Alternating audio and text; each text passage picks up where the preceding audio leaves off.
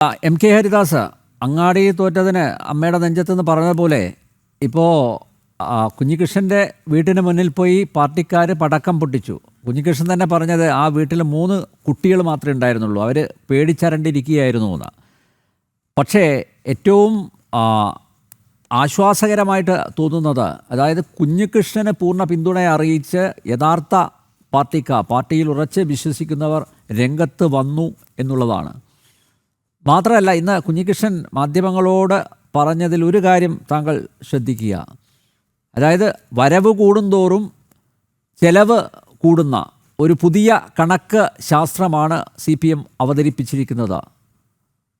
നോക്കൂ, ഇത് പുറത്തു വന്ന ഒരു അതായത് ധനരാജ് എന്ന രക്തസാക്ഷിയുടെ കുടുംബത്തെ സഹായിക്കാനായി സ്വരൂപിച്ച ഫണ്ടിലെ വെട്ടിപ്പ് മാത്രമാണ്. ഇങ്ങനെയാണെങ്കിൽ എത്ര രക്തസാക്ഷികളുടെ ഫണ്ട് ഇവരടിച്ചു മാറ്റിക്കാണും.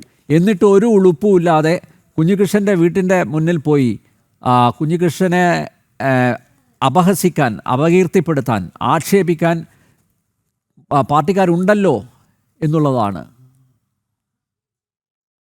കുഞ്ഞികൃഷ്ണന്റെ വീടിന്റെ പടിക്കൽ പോയിട്ട് പടക്കം പൊട്ടിക്കുകയും അദ്ദേഹത്തെ അപമാനിക്കത്തക്ക തോതില് മുദ്രാവാക്യം വിളിക്കുകയും ചെയ്തു എന്ന് പറഞ്ഞാൽ അത് ഈ പാർട്ടിയുടെ അധപ്പതനത്തിന്റെ നാഴികക്കല്ലുകൾ താണ്ടിക്കൊണ്ടിരിക്കുന്ന ഒരു സമയമാണെന്നാണ് എനിക്ക് പറയാനുള്ളത്. എനിക്ക് പക്ഷെ ഒരു മിനിറ്റ് ഞാൻ ഈ ചർച്ചയൊന്ന് വഴിതിരിച്ചുകൂടെ.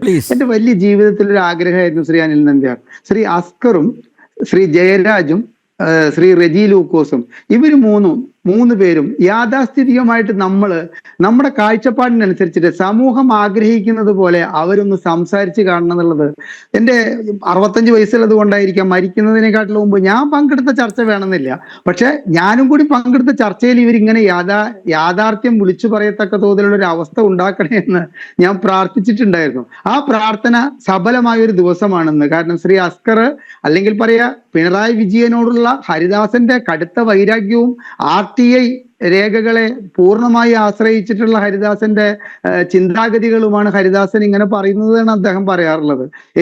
ഇനിയെങ്കിലും അദ്ദേഹം അങ്ങനെ പറയില്ല. കാരണം ഞാൻ ആ എഴുതി കാണിച്ചത് വളരെ സസൂക്ഷ്മം പരിശോധിച്ചു. കാരണം അദ്ദേഹം നിരീക്ഷകൻ മാത്രമാണല്ലോ. അതുകൊണ്ട് ശ്രീ അസ്കർ, എനിക്ക് വളരെ സന്തോഷമുണ്ട് താങ്കൾ വ്യക്തമായിട്ട് ഈ വിഷയത്തിൽ താങ്കളുടെ കാഴ്ചപ്പാടിലേക്ക് വരും. ശ്രീ ഹരിദാസ്, താങ്കൾ കാത്തിരിക്കുക.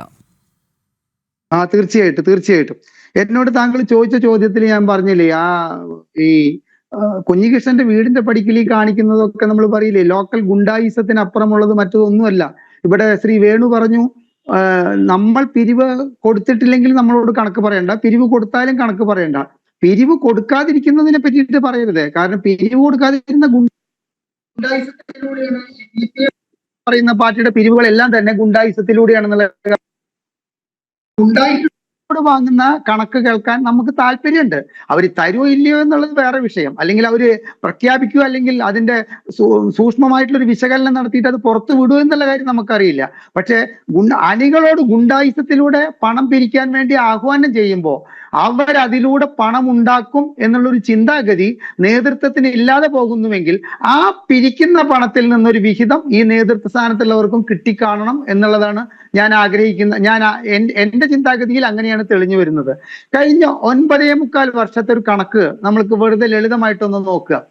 10 പൈസയ്ക്ക് ഗതിയില്ലാത്ത കുറെ സഖാക്കളെ എനിക്ക് അറിയാമായിരുന്നു. 10 പൈസയ്ക്ക് ഗതിയില്ലാത്തത് കണ്ടു കഴിഞ്ഞാൽ പൈസ കടം ചോദിക്കും. നമ്മുടെ കയ്യിൽ ഉള്ളതിനനുസരിച്ച് നമ്മൾ കൊടുക്കും, തിരിച്ചു കിട്ടുന്ന വിചാരിച്ചിട്ടല്ല. പക്ഷെ കഴിഞ്ഞ ഒരു 6-7 കൊല്ലങ്ങൾ കഴിഞ്ഞപ്പോൾ ഇവരുടെ സ്ഥിതി മാറി.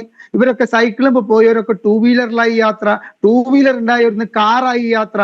അപ്പൊ കഴിഞ്ഞ 9.25 വർഷത്തെ ഈ ഭരണം കൊണ്ടുണ്ടായ നേട്ടം എന്താണെന്ന് പറഞ്ഞു കഴിഞ്ഞാൽ, CPM എന്ന് പറയുന്ന രാഷ്ട്രീയ പാർട്ടിയുടെ അണികളുടെ ഇല്ലായ്മ മാറ്റി അവരെല്ലാവരും സമ്പന്നരുടെ പാതയിലേക്ക് വന്നൊരു കാലഘട്ടമാണ് ഈ 9.25 വർഷത്തെ കാര്യം എടുത്തു കഴിഞ്ഞാൽ നമുക്ക് മനസ്സിലാക്കാൻ സാധിക്കുന്നത്. അതിൽ ഇപ്പൊ നമുക്ക് വലിയൊരു തെളിവ് തന്നിരിക്കുകയാണ് ആര്? ശ്രീ കുഞ്ഞികൃഷ്ണൻ. ഇവിടെ നടന്നിട്ടുള്ളത് ഇങ്ങനെയാണ്. റെസീറ്റിലെ തെറ്റ് തിരുത്താൻ വേണ്ടിയിട്ടുള്ള 6 റെസീറ്റ് ബുക്കുകൾ കൊടുത്തത് പോലും ദുർവിനിയോഗം ചെയ്തിട്ട് അതിലൂടെ പോലും ഫണ്ട് പിരിച്ചു. ആ ഫണ്ട് ഒന്നും കണക്കിൽ വന്നിട്ടില്ല എന്നൊക്കെ പറയുമ്പോൾ നമ്മുടെ ഈ ചിന്താഗതി 9.25 വർഷം കൊണ്ട് 10,000 കയ്യിലുള്ളവൻ ലക്ഷപ്രഭുവായി, ലക്ഷപ്രഭുക്കൾ കോടീശ്വരന്മാരായി, കോടീശ്വരന്മാര് ശതകോടീശ്വരന്മാരായിട്ട് മാറി.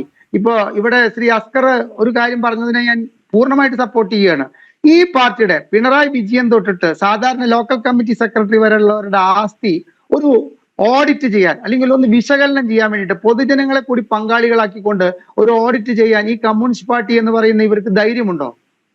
ഏതെങ്കിലും ഓരോ പ്രദേശത്തും ഓരോ സമൂഹ മാന്യത കൽപ്പിക്കുന്ന ഓരോ വ്യക്തികളെ ഉൾക്കൊണ്ടുകൊണ്ട് അകത്തിരുന്നിട്ട് കണക്കുകൾ നോക്കിയിട്ട് വേണ്ട, പുറത്തിരുന്നിട്ട് ഇന്ന് ആ വ്യക്തിയുടെ സ്ഥിതി എന്താണ് എന്നുള്ള നിലയ്ക്കാൻ നോക്കാൻ വേണ്ടിയിട്ടുള്ള ഒരു ഓഡിറ്റിംഗ് നടത്താൻ പറ്റുമോ? പറ്റില്ല. പറ്റിക്കഴിഞ്ഞു കഴിഞ്ഞാൽ ഞെട്ടിപ്പോവും കേരളം. കേരളത്തിന്റെ ഒരു വർഷത്തെ സാമ്പത്തിക ബഡ്ജറ്റിന്റെ ഒരു 10% ഇവിടുത്തെ സഖാക്കള് പല വിധത്തില് ഈ കഴിഞ്ഞ കാലഘട്ടങ്ങളിൽ ഉണ്ടാക്കി എന്നുള്ളതിന്റെ തെളിവുകളാണ് അതോടുകൂടി പുറത്തേക്ക് വരാൻ പോകുന്നത്. ഇവിടെ ശ്രീ അഭിമന്യുവിന്റെ കാര്യം ശ്രീ വേണു പറഞ്ഞിട്ടുള്ളത് 100% ശരിയാണ്. അഭിമന്യു മരിക്കാനുണ്ടായ സാഹചര്യത്തെ വിലയിരുത്തണം. അഭിമന്യു എന്ന് പറയുന്ന ആ കുട്ടി ജീവൻ വെടിയാൻ ഉണ്ടായിട്ടുള്ള കാരണങ്ങളെ നമ്മൾ കണ്ടെത്തണം. എന്നിട്ട് ആ കുട്ടിയുടെ പേര് പറഞ്ഞിട്ട് പിരിച്ചിട്ടുള്ള പണം കൊണ്ട് അതിനെ ദുർവ്യയം ചെയ്യുകയും അതിൽ കൈയിട്ട് വാരുകയും ചെയ്തു എന്ന് പറയുമ്പോൾ ഈ ധൻരാജിനെ പോലുള്ളവരുടെ കാര്യത്തിൽ എനിക്ക് വലിയ അത്ഭുതം തോന്നുന്നില്ല. കാരണം എന്താ വെച്ചാൽ ഇവിടുത്തെ ഏറ്റവും പ്രായം കുറഞ്ഞ ഏറ്റവും സത്യസന്ധനായിട്ടുള്ള ഒരു പയ്യനായിരുന്നു ഈ അഭിമന്യു എന്നുള്ളതാണ് എറണാകുളത്തുള്ള ഞാനൊക്കെ അന്വേഷിച്ചപ്പോൾ മനസ്സിലാക്കിയിരിക്കുന്നത്. പാർട്ടി എന്ന് പറഞ്ഞാൽ നെഞ്ചിലേറ്റിയിട്ടുള്ള ഒരു വ്യക്തിയായിരുന്നു അദ്ദേഹം. അതിന്റെ പേരിലാണ് അദ്ദേഹത്തിന് ജീവൻ നഷ്ടപ്പെടേണ്ടി വന്നിട്ടുള്ളത്. ആ വ്യക്തിയുടെ പേരിൽ പോലും ഇത്തരത്തിൽ കൊള്ള നടത്തിയിട്ടുള്ള ഈ രാഷ്ട്രീയ പാർട്ടി ഇനിയും ഇത് തുടരാൻ വേണ്ടിയിട്ടുള്ളതിന്റെ സർവ്വവിധ ഒത്താശകളോട് കൂടിയിട്ടുള്ള നിങ്ങൾക്ക് ചെയ്തോ, നിങ്ങൾക്ക് പിന്നിൽ ഞങ്ങളുണ്ട് എന്നുള്ള ഒരു നമ്മൾ പറയില്ലേ ഒരു ആജ്ഞ നൽകുന്നത് പോലെയാണ് ഇന്ന് ശ്രീ രാകേഷിന്റെ പത്രസമ്മേളനത്തിലൂടെ നിങ്ങൾക്ക് ഞങ്ങളുണ്ട്, തെറ്റ് ചെയ്യുന്നവരുടെ കൂടെയാണ് ഞങ്ങളുടെ പാർട്ടി നിൽക്കുക, അല്ലാതെ ശരി ചെയ്യുന്നവരെ ഞങ്ങൾ സപ്പോർട്ട് ചെയ്യില്ല എന്നുള്ളത് കുഞ്ഞികൃഷ്ണനെ പുറത്താക്കിയിട്ട് അണികളോട് ആഹ്വാനം ചെയ്യുകയും അതേ സമയത്ത് ഒരു വിധത്തിലുള്ള കള്ളത്തരവും ഈ ധൻരാജ് രക്തസാക്ഷിത്വ പിരിവുമായിട്ട് സംഭവിച്ചിട്ടില്ല എന്ന് നമ്മളോട് ബോധ്യപ്പെടുത്തുകയും ചെയ്യുമ്പോൾ നാളെ ഇതൊക്കെ ആവർത്തിക്കാൻ വേണ്ടിയിട്ടുള്ള ഒരു ഇൻസ്പിരേഷൻ ഇവരുടെ അണികളിലേക്ക് ഇവർ അറിഞ്ഞോ അറിയാതെയോ ചെയ്തുകൊണ്ടിരിക്കുകയാണെന്നാണ് എനിക്ക് തോന്നുന്നത് ശ്രീ അനിൽ നമ്പ്യാർ.